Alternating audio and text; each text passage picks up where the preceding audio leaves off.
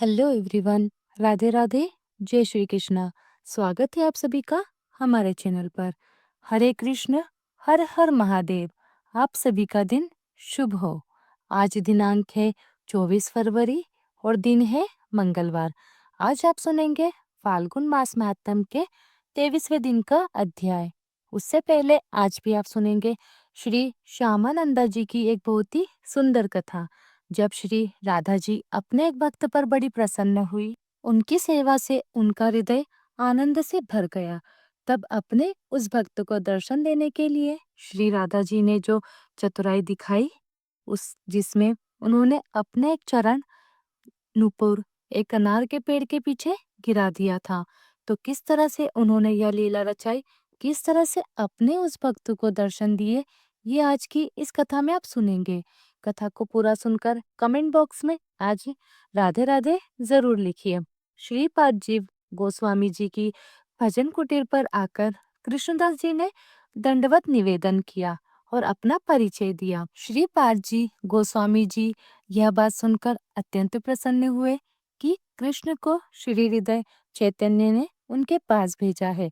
जब श्री जीव गोस्वामी के मार्गदर्शन में कृष्णदास भक्ति साहित्य का अध्ययन करने लगे, तब उन्हें लगा कि सभी रसों में माधुर्य रस की उपासना भगवान से संबंध स्थापित करने में सर्वोपरि है। धीरे धीरे श्री कृष्णदास जी का मन प्रीतम की निकुंज रस सेवा की ओर खींचता गया। उन्होंने जीव गोस्वामी को माधुर्य रस उपासना के रहस्य को विस्तार से समझाने की प्रार्थना की। जीव गोस्वामी की कृपा से धीरे धीरे कृष्णदास को ब्रज रस महात्म, निकुंज रस लीला और ब्रज की विशेष उपासना पद्धति का ज्ञान होने लगा। एक दिन श्री जीव गोस्वामी ने श्री कृष्णदास जी को श्री सेवा कुंज की गलियों की सफाई करने की सेवा प्रदान कर दी। नित्य प्रति श्री कृष्णदास जी सेवा कुंज अपने खुरपा सोहनी लेकर जाते और पूरे क्षेत्र की सफाई करते थे। श्री कृष्णदास जी की वृंदावन रज में बड़ी निष्ठा थी। यह वृंदावन की रज कोई साधारण रज नहीं है। रसिक संतों की वाणी में प्रमाण मिलता है कि जो वृंदावन रास के रसिक हैं, वे तृषा से मर जाएंगे, लेकिन जिस जल को ब्रिजरज का स्पर्श न हुआ हो, वह जल नहीं ग्रहण करेंगे। स्वामी श्री हरिदास जी ने अपनी लीला में यह प्रकट किया है कि वृंदावन रज का एक एक कण पारसमणि के समान है। रसियों ने प्रभु से यही तो मांगा है कि मोहे मोर जो बनाओ तो बनाओ, वृंदावन को नाच नाच चहक चहक तुम्ही को रिझाऊं। मोहे बंदर बनाओ तो बनाओ, वृंदावन को डाल डाल कूद कूद तुम्ही को रिझाऊं। मोही बिच्चुक बनाओ तो बनाओ, ब्रिजमंडल को मांग मांग टुक ब्रिजवासन सो खाऊंगा। कोकिला करो या कीट करो, कालिंदी के तीर आठों याम श्याम श्याम श्याम गाऊंगा। रसियों के जीवन में तो ऐसा समय भी आया था जब यवनों का आक्रमण हुआ। राधा वल्लभ जी कामवली गए, बाकी बिहारी जी भरतपुर चले गए, परंतु रसियों ने वृंदावन नहीं छोड़ा। यवनों ने एक एक अंग से 100 टुकड़े कर दिए, परंतु वृंदावन नहीं छोड़ा। खंड खंड हो जाए तन अंग अंग, संत टूक वृंदावन मत छड़ियो। छाड़ वो है बड़ी चूक जब मुक्ति भगवान से पूछती है कि मैं सब जीवों को मुक्त करती हूँ, परंतु मेरी मुक्ति किस प्रकार होगी। तब श्री कृष्ण कहते हैं, पड़ी रहो या गेल में, साधु संत चली जाए, ब्रजराज उड़ मस्तक लगे, मुक्ति मुक्त हो जाए। रसखान जी ने ब्रजरज की महिमा बताते हुए कहा है कि एक ब्रज रेणुका पे चिंतामणि वार डार धर्म सम्राट श्री स्वामी करपात्री जी महाराज का करते थे कि भगवान के सभी धामों की महिमा एक सी है, पर श्री ब्रज की महिमा अन्य धामों की रज की महिमा से अधिक है। अन्य धामों में तो भगवान अपने चरण कमलों से चले हैं, खेले हैं, कूदे हैं, जिससे वहां की भूमि निश्चित रूप से धन्य हुई है, परंतु ब्रज धाम में तो चलने फिरने खेलने कूदने की बात ही क्या। यहाँ की तो एक एक रज को श्री कृष्ण ने उसे परम पुनित जो बना दिया। कृष्ण ने तो यहाँ की मिट्टी अपने श्रीमुख में रखी है। एक बार प्रयागराज का कुंभ योग था। चारों ओर से लोग प्रयाग तीर्थ जाने के लिए उत्सुक हो रहे थे। श्री नंद बाबा और उनके घोषक के भाई बंधु भी परस्पर परामर्श करने लगे कि हम भी चलकर प्रयागराज में स्नान दान पुण्य कराएं। किंतु श्री कृष्ण को यह कब मंजूर था। प्रातःकाल का समय था। श्री नंद बाबा वृद्ध गोपों के साथ अपनी बैठक के बाहर बैठे थे कि तभी सामने से एक भयानक काले रंग का घोड़ा सरपट भागता हुआ आया। सब भयभीत हो उठे कि कंस का भेजा हुआ कोई असुर चला आ रहा है। वह घोड़ा आया है और ज्ञान गुदड़ी वाले स्थल की कोमल कोमल रज में लोटपोट होने लगा। सबके देखते ही देखते उसका रंग बदल गया। काले से गोरा अति मनोहर रूपवान हो गया। वह घोड़ा श्री नंद बाबा और सब आश्चर्यचकित हो उठे। वह घोड़ा सबके सामने मस्तक झुकाकर प्रणाम करने लगा। श्री नंद बाबा ने पूछा, आप कौन हैं? यहाँ कैसे आए? और इस रज में लौटकर काले से गोरे कैसे हो गए? तब वह घोड़ा एक सुंदर रूपवान विभूषित महापुरुष रूप में प्रकट होकर हाथ जोड़कर बोला, मैं तीर्थराज प्रयाग हूँ। विश्व के अच्छे बुरे सब लोग आकर मुझ में स्नान करते हैं और अपने पापों को मुझ में त्याग कर चले जाते हैं, जिससे मेरा रंग काला पड़ जाता है। इसलिए मैं हर कुंभ से पहले यहाँ श्री वृंदावन आकर इस परम पावन स्थल की धूलि में अभिषेक प्राप्त करता हूँ। मेरे समस्त पाप दूर हो जाते हैं। निर्मल शुद्ध होकर मैं यहाँ से आप ब्रजवासियों को प्रणाम कर फिर चला जाता हूँ। अब आप मेरा प्रणाम स्वीकार करें। इतना कहते ही वह न घोड़ा था न सुंदर पुरुष। श्री कृष्ण बोले, बाबा क्या विचार कर रहे हो?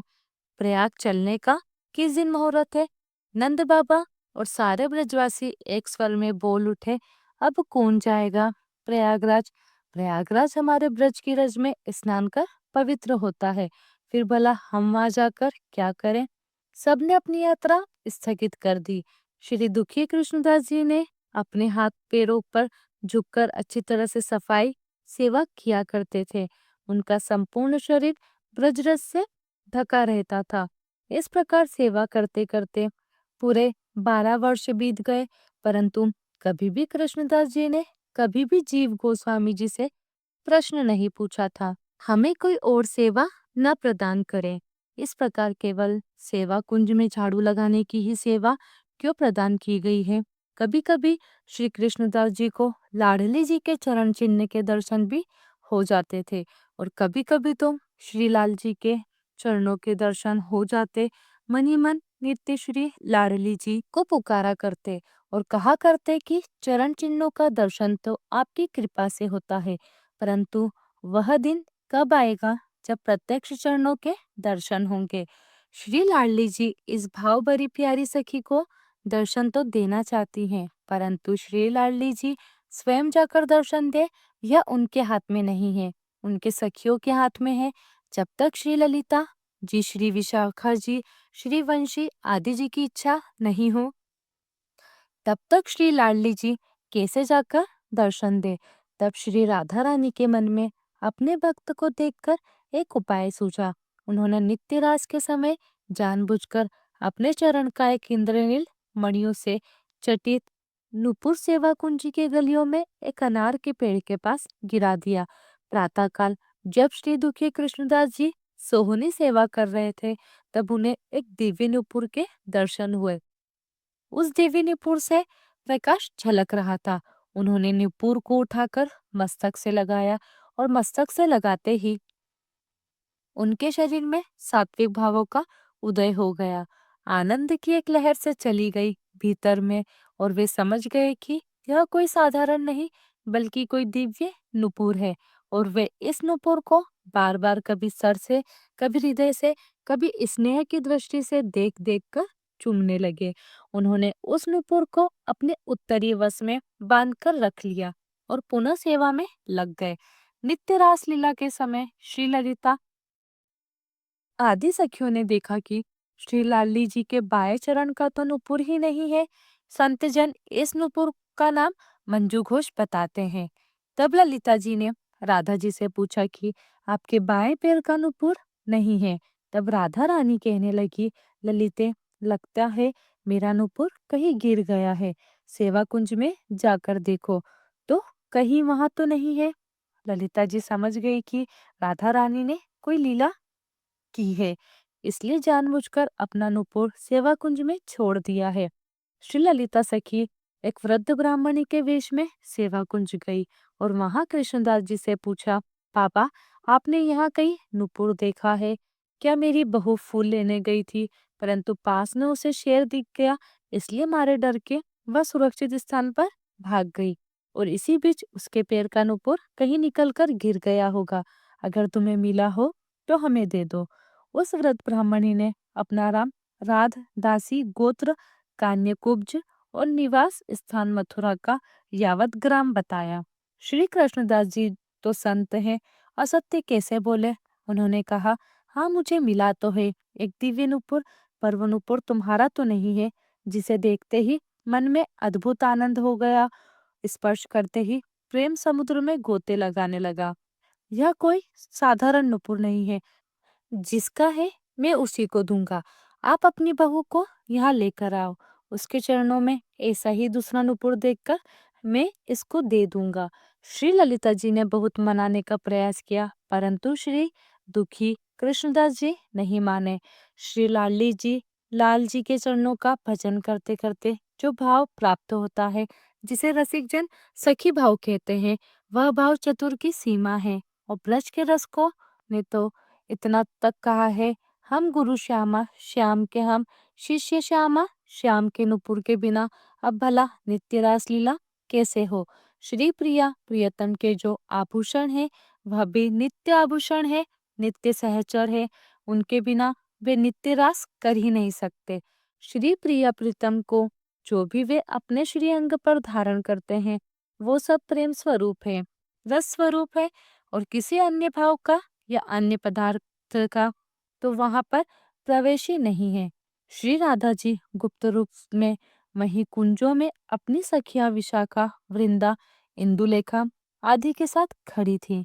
जब कृष्णदास जी नहीं माने, तब श्री ललिता सखी ने कृष्णदास जी से कहा, बाबा, आप इस नुपुर के बदले कोई भी वरदान मांग लो, पर यह नुपुर लौटा दो।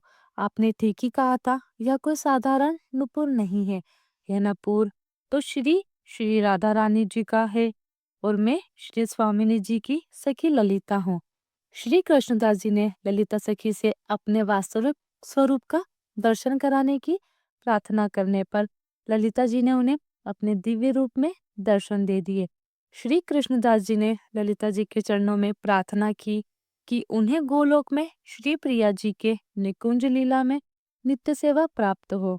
तब श्री ललिता जी ने कहा कि यह तो केवल इस भौतिक शरीर के छूटने पर ही संभव हो पाएगा। बाबा, इस पर कृष्णदास जी ने ललिता जी के चरण पकड़कर विनती करते हुए कहा कि ठीक है, परंतु आप कृपा करके हमें स्वामिनी जी के चरणों का दर्शन ही करवा दीजिए। श्री ललिता जी जाकर स्वामिनी जी से कहती हैं कि स्वामिनी जी, अब तो आपको इस सखी को दर्शन देना ही पड़ेगा। परंतु सुनकर राधा जी तो बड़ी प्रसन्न हुई, क्योंकि वे भी तो यही चाहती थी। तब ललिता जी से बोली, दुखी कृष्णदास जी की सेवा से हम नित्य अत्यंत प्रसन्न हैं। ललिता जी, आप कृष्णदास को ललिता कुंड में स्नान कराओ और उन्हें सिद्ध राधा मंत्र प्रदान करो। जब यह कुंड में स्नान कर लेंगे और दिव्य मंजरी स्वरूप धारण कर लेंगे, तब यह मेरे दर्शन के पात्र बन जाएंगे। श्री ललिता जी ने कृष्णदास जी के कान में षड ऐश्वर्य पूर्ण पंचदशाक्षरी यानी 15 अक्षरों वाला श्री राधा मंत्र प्रदान किया और उस मंत्र को जपते हुए कृष्णदास राधा कुंड में स्नान करने गए। श्री कृष्णदास जी के कुंड में स्नान करते ही वे दिव्य मंजरी सखी के वेश में बाहर आए। उस दिव्य मंजरी का शरीर स्वर्ण की तरह चमक रहा था। श्री ललिता जी अपने साथ उस मंजरी को लेकर गुप्त वृंदावन में राधा रानी के निकुंज मंदिर में प्रवेश कर गई। श्री राधा रानी के दर्शन पाकर हृदय अतनी से भर गया। श्री राधा रानी ने अपने चरणों का दर्शन कराते हुए कहा, देख सखी, ऐसा ही दूसरा नुपुर मिला है ना तुम्हें, तो तुम हमें दे दो। अब हमारा नुपुर सखी कहने लगी, हे स्वामिनी जी, आपने इतनी बता दी तो अब कसर क्यों छोड़ती हो? आप आपकी कृपा से रसिक भाव की प्राप्ति होती है। उस भाव की संतुष्टि केवल चरण दर्शन से नहीं होती। अब आप कृपा करके अपने श्री चरणों की सेवा प्रदान करें। तब श्री राधा रानी भाव समझ गई और अपना चरण आगे कर दिया। मंजरी सखी ने अपने नयनों के जल से प्रिया जी के चरणों का अभिषेक कर दिया और अपने हाथों से उनके चरणों में नुपुर पहनाने की प्रार्थना की। नुपुर धारण कराने से पहले ललिता जी ने प्रिया जी की आज्ञा से नुपुर का मंजरी सखी के ललाट से स्पर्श कराया और नुपुर के स्पर्श से पूर्व का जो तिलक था वह तिलक नुपुर के आकार के तिलक में बदल गया। राधा रानी ने स्वयं अपने कर कमलों द्वारा कुमकुम, चंदन और कपूर को मधु के साथ चंद्रकांत नामक पत्थर पर घिसकर उस तिलक के मध्य में एक उज्जवल बिंदु लगा दिया और इस तिलक को ललिता सखी ने श्याम मोहन तिलक का नाम दिया और कहा कि तुमने श्री प्रिया जी को अपनी सेवा से प्रसन्न करके बहुत आनंद प्रदान किया है, इसलिए तुम्हें अब संसार में श्यामानंद नाम से जाना जाएगा। स्वर्ण जैसे कांति होने के कारण विशाखा सखी ने उसे कनक मंजरी के नाम प्रदान किया। श्री प्रिया जी ने कहा, हे कृष्ण प्रिया, क्योंकि तुम मधुसूदन को सुख प्रदान करने और मेरे नैनों को भी सुख प्रदान करने वाली हो, तब इसलिए तुम मुझे अब ललिता और विशाखा जैसी ही प्रिय हो गई हो। पूर्व में तुम कृष्ण नाम, प्रिया नाम की मेरी सहचर थी। उसके बाद ललिता और विशाखा ने कहा, श्री राधा रानी की विशेष कृपा से इस कनक मंजरी को यह दिव्य नूपुर प्राप्त हुआ था, इसलिए यह सखी अत्यंत सौभाग्यशालिनी है। श्री वृंदावन की रज का प्रताप ऐसा ही है। श्री प्रिया जी के चरणों में श्यामा सखी ने अपने हाथ से नुपुर धारण कराया। राधा रानी ने श्यामानंद जी को पुनः मृत्युलोक में जाने का जब आदेश दे दिया, तब वे स्वामिनी जी से विरह की कल्पना करते ही रोने लगे। वे बार बार श्री प्रिया जी से अपने चरणों की सेवा से अलग ना करने की विनती करने लगे। तब राधा रानी का हृदय दया से भर गया और उनके हृदय कमल से अपने प्राण धन श्री श्याम सुंदर का एक दिव्य विग्रह प्रकट हुआ और श्री प्रिया जी ने ललिता सखी के माध्यम से श्यामानंद को वह श्री विग्रह प्रदान किया। संतों का मत है कि यह घटना 13 जनवरी सन 1578 की बसंत पंचमी वाले दिन की है। श्री प्रिया जी ने श्यामानंद जी से कहा कि जब तक तुम जीवित रहोगे तब तक प्रेम से श्याम सुंदर की इस श्री विग्रह की सेवा करते रहना। ऐसा करने से तुम्हें मेरे विरह का ताप नहीं सताएगा। मृत्युलोक में अपना कार्य पूर्ण हो जाने पर तुम नित्य गोलोक धाम में मेरे चरणों की सेवा प्राप्त करोगे। श्री प्रिय जी ने स्वयं कहा कि इस दुर्लभ श्री विग्रह की कृपा से कलिमल से ग्रसित जीवों का सहज ही उद्धार हो जाएगा और यह सब तुम्हारी सेवा का ही प्रताप है। तुम ना होते तो यह अद्भुत श्याम सुंदर का श्री विग्रह कलयुगी जीवों के लिए कैसे सुलभ हो पाता। ललिता सखी ने उसके बाद श्यामानंद जी से कहा कि इस दिव्य लीला के विषय में श्री जीव गोस्वामी जी के अलावा किसी और से भी मत कहना। अगर तुमने ऐसा किया तो अल्पायु होकर श्री जी प्रिया जी की कृपा से तुम वंचित हो जाओगी। मैंने तुम्हें जो सिद्ध राधा मंत्र प्रदान किया है उसके स्मरण मात्र से तुम्हें श्री प्रिया जी के दर्शन किसी भी समय सुलभ होंगे। अगर कोई विपत्ति आए तो उस मंत्र का स्मरण कर लेना। ऐसा कहकर श्री ललिता आदि सखिया और राधा रानी अंतर ध्यान हो गए। श्री राधा जी की इच्छा से श्यामानंद जी पुनः अपने पुरुष रूप में आ गए। उस दिव्य श्याम सुंदर के श्री विग्रह को सर पर रखकर श्यामानंद जी श्रीपाद जीव गोस्वामी जी की कुटिया पर आए। श्री जीव गोस्वामी जी ने देखा कि दुखी कृष्णदास जी के वक्ष स्थल पर श्यामानंद लिखा हुआ है। राधा रानी के चरण आकार और मध्य में उज्जवल बिंदु का नवीन तिलक है। अत्यंत सुंदर श्याम सुंदर का श्री विग्रह है। उनका लोहे का खुरपा स्वर्ण के खुरपे में परिवर्तित हो गया है। शरीर स्वर्ण की तरह चमक रहा है, आंखों में अश्रुपात हो रहा है। जीव गोस्वामी ने पूछा, कृष्णदास, तुम इतने समय से कहाँ थे? तुम्हारा साधारण शरीर सुंदर स्वर्ण कांति में कैसे हो गया? तब कृष्णदास जी बोले, मैं इतने समय से सेवा कुंज में ही था और यह शरीर की स्वर्ण कांति तो मुझे आपकी कृपा से ही प्राप्त हुई है। श्री जीव गोस्वामी ने कहा, फिर यह नया तिलक तुम्हें किसने प्रदान किया और यह सुंदर श्री विग्रह तुम कहाँ से लाए? अवश्य ही तुम पर श्री लालजू अथवा श्री लालीजू की कृपा हुई है। तुम सबको सत्य कहो। तब श्री कृष्णदास जी ने एकांत स्थान में ले जाकर जीव गोस्वामी के कानों में सारी बात कह दी। जीव गोस्वामी आनंदा तिरिके से नाचने लगे, उनकी आंखों से अश्रु बहने लगे। कृष्णदास को आलिंगन प्रदान करते हुए उन्होंने कहा कि तुम तो बहुत भाग्यशाली हो, राधा रानी की विशेष कृपा पात्र हो। केवल इस लीला के स्मरण मात्र से ही मेरे शरीर में कंपन पैदा हो रही है। श्री कृष्णदास जी कहने लगे, यह सब तो आपकी ही कृपा से संभव हुआ है। आपने ही दास को सेवा कुंज की गलियों में झाड़ू लगाने की सेवा दी। आपकी कृपा से ही दास को प्रिया जी का नुपुर प्राप्त हुआ और राधा रानी जी के दर्शन भी सुलभ हुए। आप जैसे रसिक संत की कृपा और इस ब्रजरज के प्रताप का ही तो यह परिणाम है।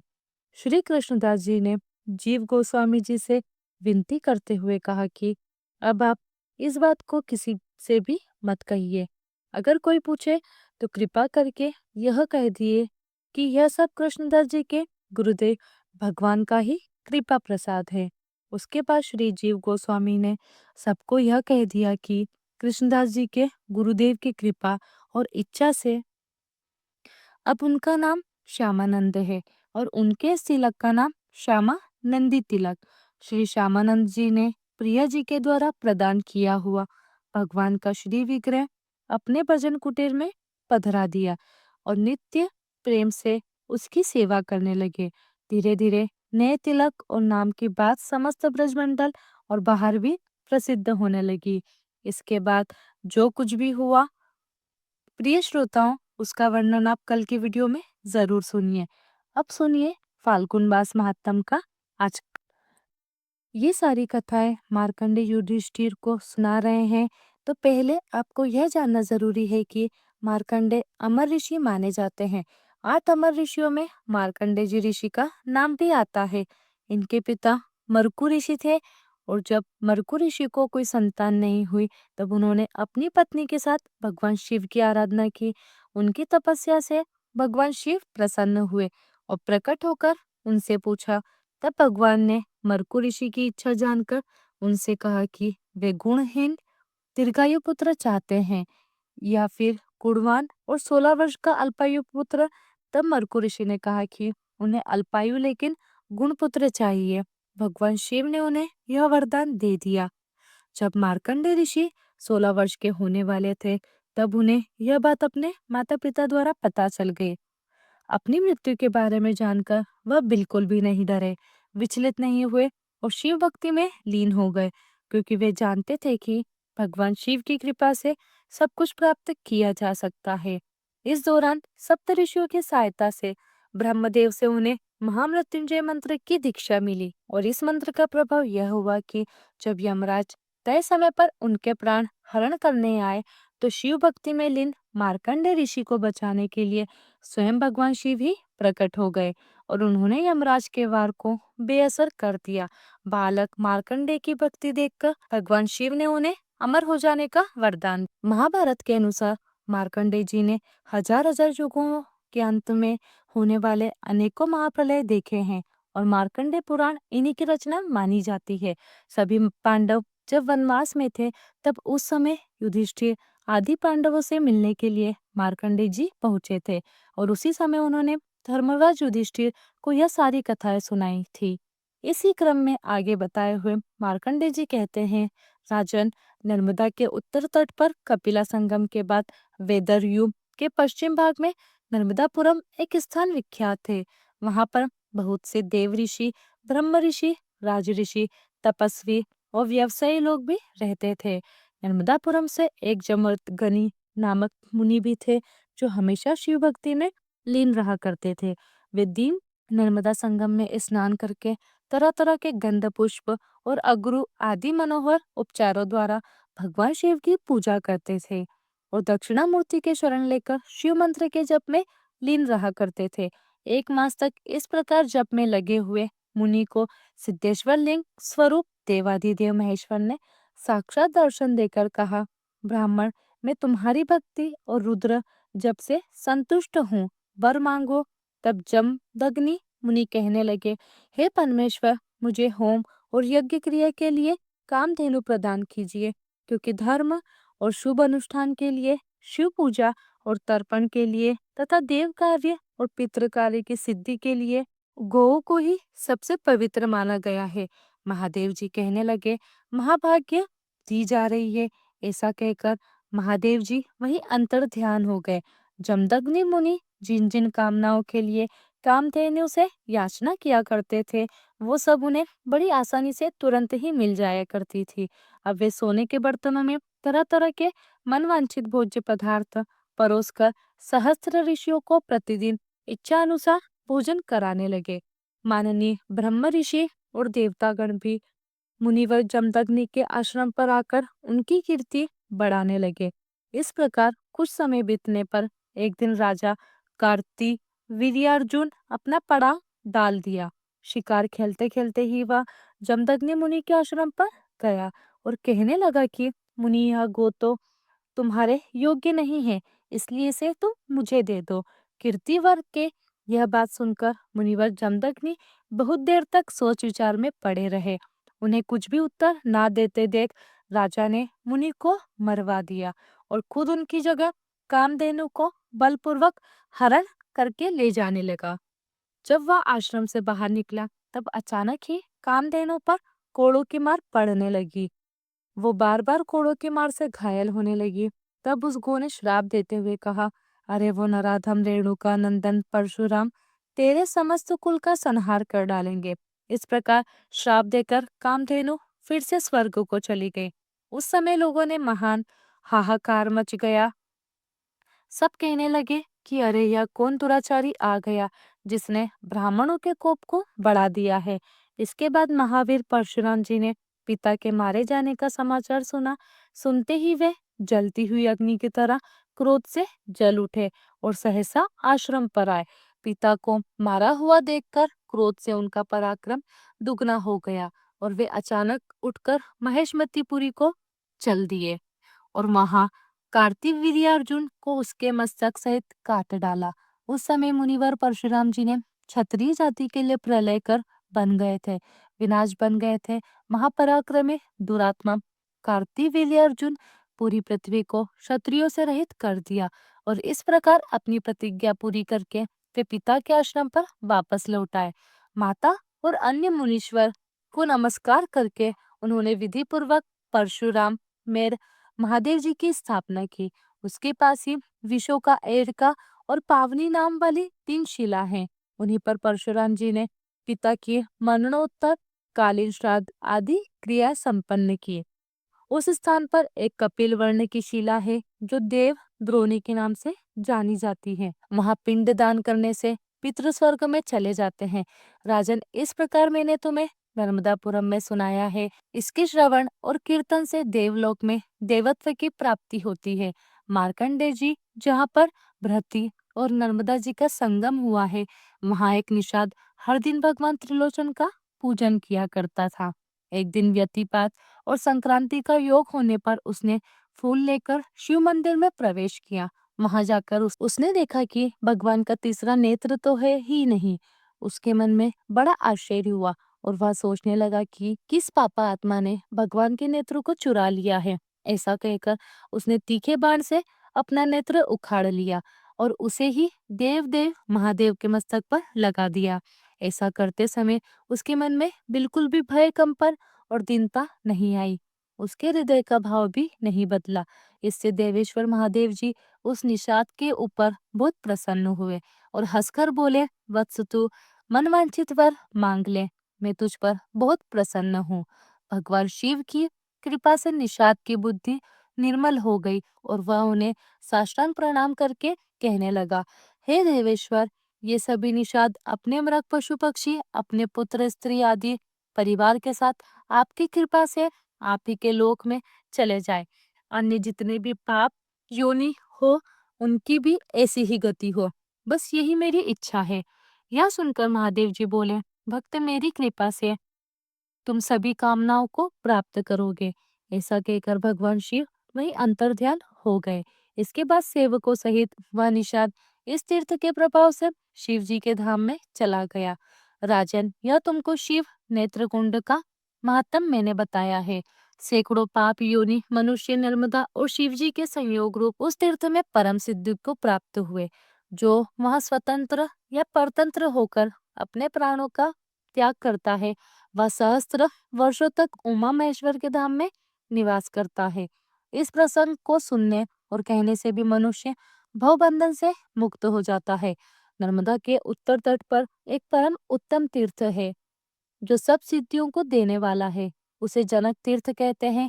स्वार्थ चश मनवंतर आने पर त्रेता युग में राजा जनक अपने उपरो ब्रह्मावेता में श्रेष्ठ ब्रह्मा ऋषि यज्ञवल्क को साथ लेकर उन अनेक मुनिवृंद से सेवित कश्यप जी के पवित्र आश्रम में गए। उनके साथ यज्ञ कराने वाले ऋत्विज और यज्ञ का सामान भी था। इसके बाद महायज्ञों में उत्तम लक्ष्य मेध यज्ञ आरंभ हुआ। इंद्र आदि श्रेष्ठ देवताओं ने स्वयं आकर यज्ञ में भाग लिया और ग्रहण किया। इसके बाद यज्ञ पूरा हुआ। राजा नर्मदा में यज्ञांती स्नान करके पुत्र और पत्नी के साथ सुशोभित हुए। फिर शिव जी और विष्णु जी का पूजन करके उनके वरदान के प्रभाव से वे दिव्य विमान पर आरूढ़ होकर दिव्य लोक में जाते हुए देखे गए। मार्ग में उन्हें देखकर धर्मराज उठकर खड़े हो गए और अर्धपाद आदि लेकर पैदल ही उनके विमान के आगे आ गए। पास आने पर उन्होंने जोड़कर कहा, महाराज, आपने तपस्या, ध्यान, योग, दान और देव पूजन आदि के द्वारा शिवजी और नर्मदा जी के प्रसाद से संपूर्ण दिव्य लोकों पर विजय पाई है। यह सुनकर राजा जनक ने यशस्वी धर्मराज से कहा, हे प्रभु, सर्वत्र अपनी प्रभा फैलाने वाले भगवान सूर्य जिस प्रकार जीवों के आराध्य देव है, वैसे ही आपकी भी मूर्ति है। श्री ब्रह्मा विष्णु और शिव जी यह जीवों के समस्त कर्मों के साक्षी हैं। इस प्रकार जनक और धर्मराज जी में धर्माधर्म विचार पूर्वक संवाद चल रहा था। तभी देवराज इंद्र, देव ऋषि नारद, पर्वत तथा अन्य श्रेष्ठ मुनि राजा जनक का आगमन सुनकर धर्मराज जी के नगर में आ गए। धर्मराज जी ने उन सब का यथा योग्य अलग अलग पूजन किया और वे सब लोग यथा योग्य आसन पर विराजमान हो गए। विराजमान के बाद देवर्षि नारद ने पूछा, नारायण, हे नारायण, धर्मराज जी, पृथ्वी पर कौन कौन से देश, पर्वत, पवित्र नदियां, आश्रम और तीर्थ ऐसे हैं जहाँ किए हुए मनुष्यों के दान, होम, जप, तप आदि कभी क्षीण नहीं होते? यह सब यथार्थ रूप से बतलाइए। प्रभु, तब धर्मराज जी बोले, हे मुने, नर्मदा जी के उत्तर तट पर लक्ष्मी बेद नामक तीर्थ है और वहीं पर लक्ष्मेश्वर नामक एक शिवलिंग है जो कि परम पवित्र है। भगवान शिव से बढ़कर कोई देवता नहीं है। नर्मदा जी से बढ़कर कोई नदी नहीं है। सत्य से बढ़कर दूसरा कोई धर्म नहीं है। और सब प्राणियों पर दया करना इन सब के लिए परम धर्म है। न शंकरात परो देव्या, न रेवा या परा नदी, न सत्या परो धर्म। कारुमोम नदी के तट पर निवास करता है। उस पर यमराज का शासन भी नहीं चलता और वह कभी यमलोक का दर्शन नहीं करता। श्री ब्रह्मा विष्णु और शिव जी ही उसके स्वामी होते हैं। धर्मराज जी के कहे हुए इस धर्माख्यान को सुनकर देव ऋषि नारद आदि महर्षि बड़े प्रसन्न हुए। जय भोलेनाथ। आज की कथा में बस इतना ही। इसके आगे का वृत्तांत आप सभी आने वाले अध्याय में जरूर सुनिएगा। आपको यह कथा का वीडियो कैसा लगा, कमेंट करके जरूर बताइएगा। मिलते हैं आप सभी से अगली वीडियो में। तब तक के लिए आप सभी को राधे राधे, जय श्री कृष्ण।